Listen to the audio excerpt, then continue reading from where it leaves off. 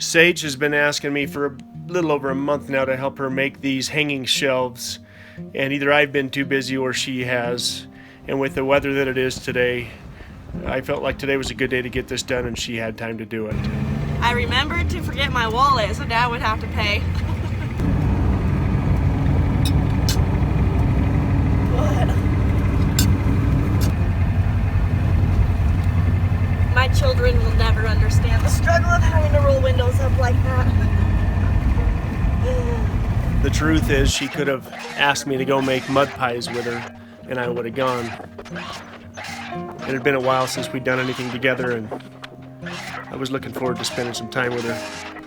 When we got up to the property, she was cold, so I thought we'd get a fire going and make it as comfortable as we could. Working hands. When Sage was just a few years old, she would often meet me at the front door when I would get home from work with an ice cold Pepsi, and then she would wait for me to open it, follow me out the back door, wait for me to set it down, and then she would often disappear with my soda. I would water and feed the horses, and she would usually follow me around, help me getting my chores done.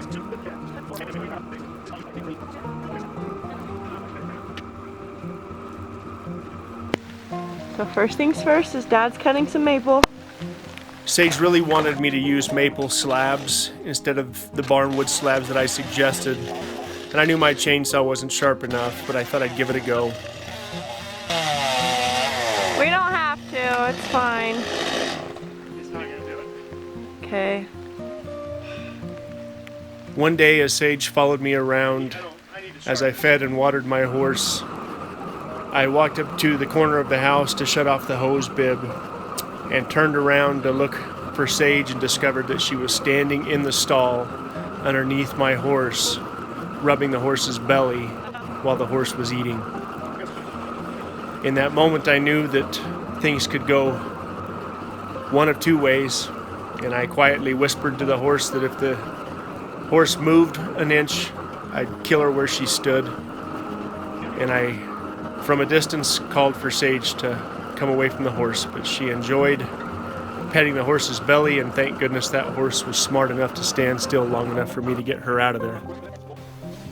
Hi guys, so today I'm here with my dad. We are making some DIY like floating shelves, and yeah, so we have some wood here. We had to torch it. It was so wet from all the moisture and the rain and everything out there that we just spent forever torching it so it would be a little bit drier. And now we're gonna measure it out and cut it and get to building. Okay, this wood is really cool because it came from an old homestead down in just outside of Provo, Utah, up in Provo Canyon, and the homestead dated back to 1840.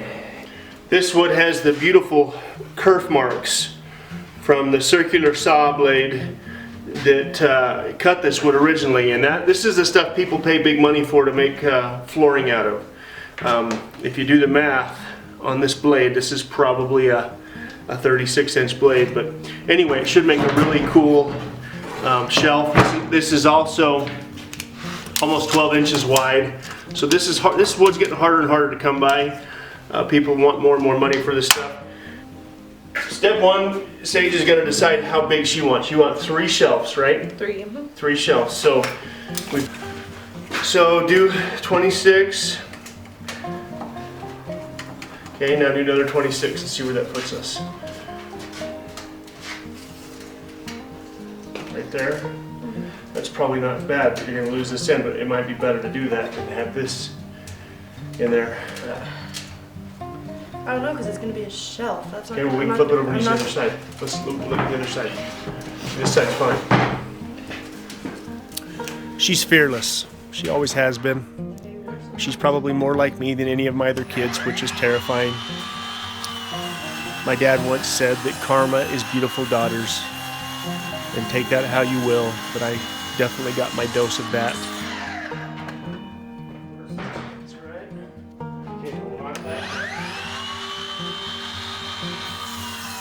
She's a very, very hard worker, and she hasn't asked me for money in years.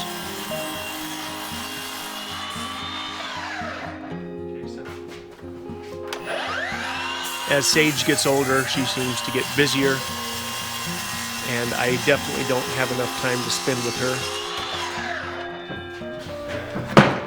We'll make this one the bottom, set them on top. Let's make sure we put the whitest one on the bottom. Now pick whatever sides you want up.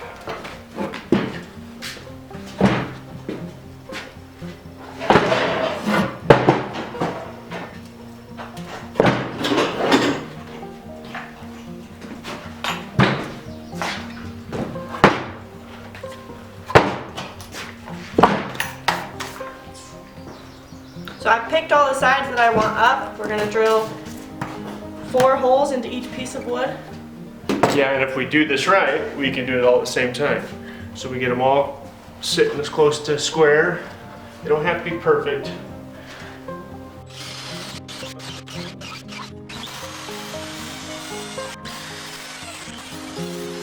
So a couple months ago, me and my dad were up here and we built a headboard for my bed. We used the stained dark walnut, and ever since then I've just kind of gone with the darker wood theme in my bedroom. So again, we're going to be using that same stain on this wood.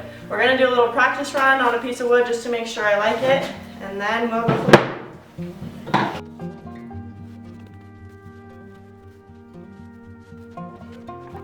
It's tough to raise your kids to be self-sufficient and independent, because when they become self-sufficient and independent and don't need you anymore, there's part of you that wishes they still did. I find myself having that feeling on a regular basis with Sage. While I'm very proud of her, and I don't worry about her as much as I probably should, at the same time, I enjoy these moments I have with her.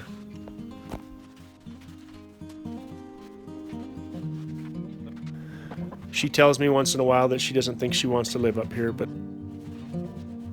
I don't ever want her to think she's not equally as important as anybody else in the family, and we'll make room where we need to. This is the rope we picked. It's $10 at our local hardware store. Okay, not that I did. I don't know what the name is for it. Loop through once, loop through twice. Somebody's going to message me and tell me it's a bow line or it's a whatever. I didn't pay attention in scouting, sorry. Now just make sure they're the same is all that matters, right? Good enough? Yeah, pretty spot on. Now, initially our house was going to be a 3-bedroom, 2-bath house, which meant we would have a girl's room and a boy's room. But the further we've gotten along with our house, the more we've realized that we need to have one more bedroom. Where you want them? How high? No, I'm not. Remember, foot lower. I know. My foot lower. Okay. A little bit lower. Like here. I don't want to be low.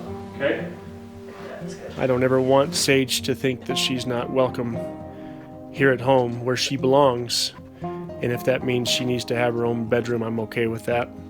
So when we do the addition to the side of the house with the utility room for the solar panel controls, we will also do an addition for a bedroom that will more than likely be for her. When Sage was about 13 years old, the boys started coming around. I would routinely tell the boys that I'm not afraid to go back to prison. She asked me one day if I'd ever really been to prison, and I told her no, and she was a little confused, but I just told her not to tell the boys that. When Sage was born, I was barely 22 years old, and I remember a conscious feeling that maybe it was time that I grow up a little bit and be a little bit more selective about the friends that I hang around with. Now we're going to go set it up at the house in town and put some decorations on it and see how it looks in my room. Being a father of beautiful daughters comes with responsibility. And at times, my daughters think I'm just trying to control them when I tell them to put more clothes on, or when I tell them that I don't like that particular boy, or whatever it happens to be. And someday they'll realize that they can never have enough clothes on, and there's no boy that will ever be good enough for my daughters. I'm sure my father-in-law felt the same way when I started coming around.